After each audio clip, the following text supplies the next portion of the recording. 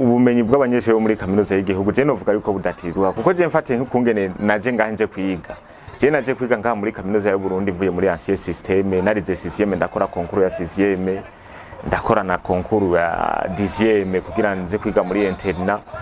muri make turavye abanyeshuri twe promotion wacu twashikanye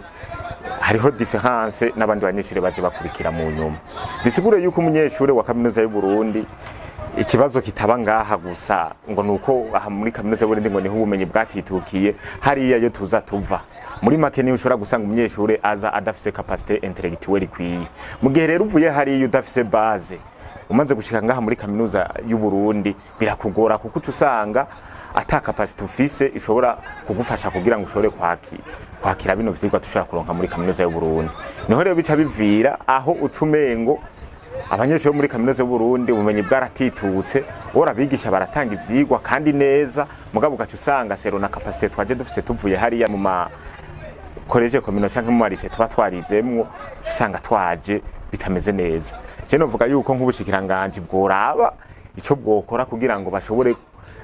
kugwiza formation cyane cyane mwari y'amashuri de base dushobora kuza tuva mu tuje kwiga kaminuza y'u Burundi.